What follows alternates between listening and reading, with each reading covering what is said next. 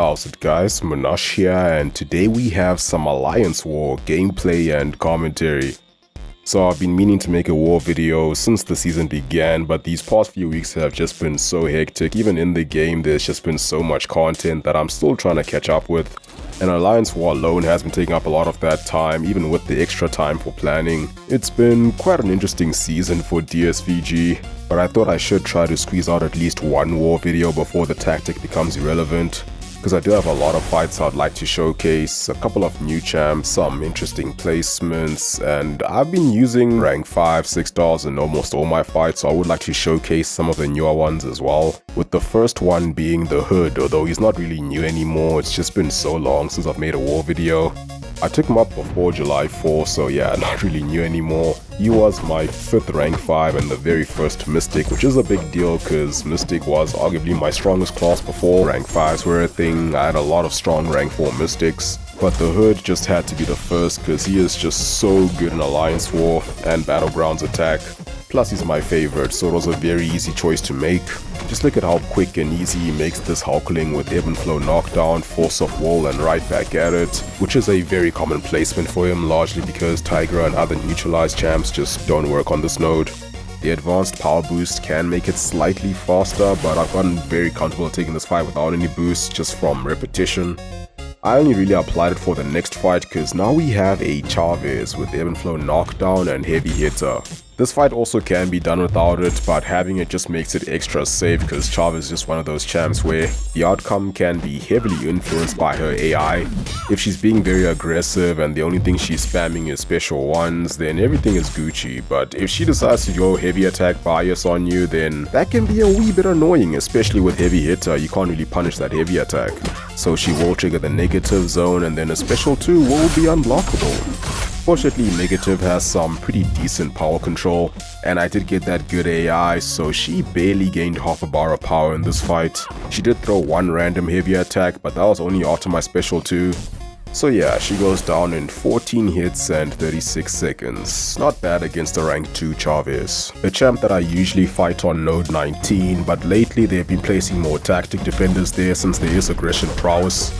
And today we have a Kate Bishop who also has Ebb and Flow knockdown and right back at it. So usually I would have a Wags pre-fight here just so I can easily parry stun her without her evading and punishing me, but it's not really needed because a heavy attack here is quite easy to heavy punish, so I can just knock her down like that and then hold block so she doesn't throw a special and just let her dash at me before I drop my special 2. So with the passive fury and protection down, that does a decent amount of damage. One thing I really like about Future Ant-Man is how much control he has over a fight. I was able to throw 2 special 2s, but I only needed to bait 1 special 1. I did start with 1 bar of power, but still, just a very efficient fight. And speaking of efficiency, next up, an Ebony Moore with Scared Stiff, Power Focus 2 and Bubble Shield. So this has become a very common placement, although lately I've been seeing it a little bit less frequently. Been seeing more tactic defenders here since it is a mini boss, and there's Power Focus 2, so there's just a little bit more need for power control against tactic defenders with an annoying special 2 like Zemo and Kingpin. But every once in a while we get a Moore here, and Negative just works really well since he is immune to nullify. With some decent power control, just makes it easier to keep him between 1 and 2 bars. And the hit count is generally fairly low, or at least not that high, so you can't even give him that much power anyway.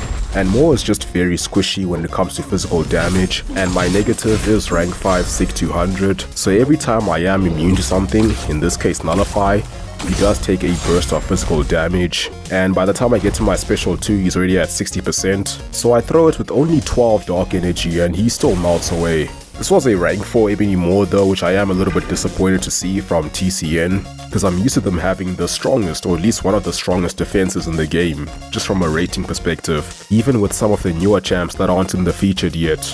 But anyway, now we have a Power Snack Baron Zemo. This one is also becoming more popular because it's a pretty good placement. I've seen a lot of nullifying new champs die here just because of how hard he can hit through your block if you're immune. But Future Ant-Man is not immune to anything here, so I don't have to worry about him getting that big fury, and I'd much rather trigger Power Snack than trigger that, because once I activate Surging Swarm, the fight becomes a lot easier to control. Like I said, he just controls the fight really well, and it's not just power control, but also the AI manipulation. Just them being very aggressive helps a lot in this fight, just makes it much easier to bait special attacks. So I was never really worried about him getting to 3 bars, even though he got pretty close. I just had to slow things down, dash back, and let him throw that special 2. The only thing I find somewhat annoying about this fight is how much power sting damage he can take, since he is constantly gaining bars of power with the power burn and power snack, so I always end up healing up afterwards. So now moving on to section 2, we have a Havok with Ebb and Flow Intercept and Sadist. Very good matchup for future Ant-Man. In fact, Havok didn't even throw a special attack in this fight, and he allowed me to ramp up fairly quickly just by baiting heavy attacks.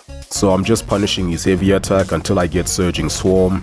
Then I'll start doing combos and just holding block after 4 hits to make sure he doesn't throw a special attack. And the power detonation allows me to safely intercept without needing to bait a special attack.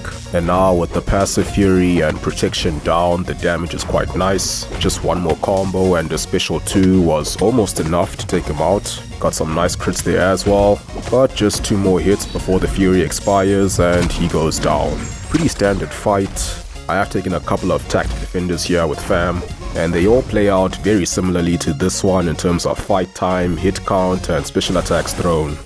Now we have some mighty charge fights, and they are both mystics, so it's negative time again.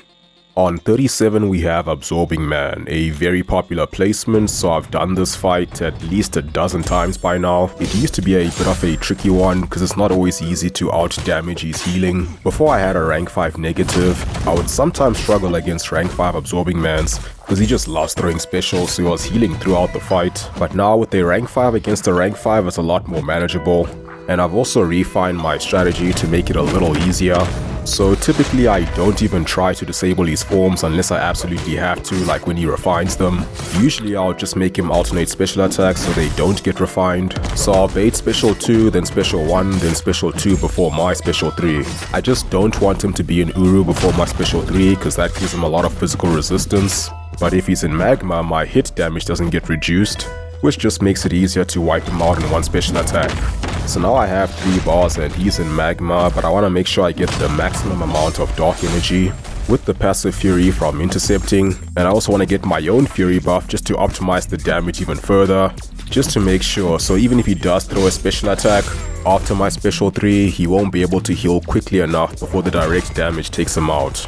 So if I combine the hits and the dark damage, this one special 3 did a total of 200,600 damage. And that's why I called him the Science Havok once upon a time. Now moving on to Longshot on node 39, and honestly 37 and 39 are almost identical. 39 just has Crumbling armor, which doesn't really make a difference. And generally speaking, Longshot is easier for negative since he doesn't heal, he's not as tanky as Absorbing Man. The only annoying thing about this one is he did have Unfazed, so he was able to punish my evade by going unstoppable, but he didn't do much damage. Fortunately, just 2 hits and no crits. The combat regen boost will mitigate all that. And while I bait a special 2, if he takes his time to throw it, I get an armor break, so that heals me even more with willpower for the few seconds that I have it. And finally he throws that special 2 and I can punish, and now he's in Pure of Hearts, which doesn't matter since negative is immune to Fate Seal. So I'm gonna bait another special 2 just so I don't have to bait 2 special 1s. And now I have 3 bars of power, so I can evade intercept one more time. And it does trigger Unfazed again, however, because I have my special 3 ready, I can just throw it before he can even punish me.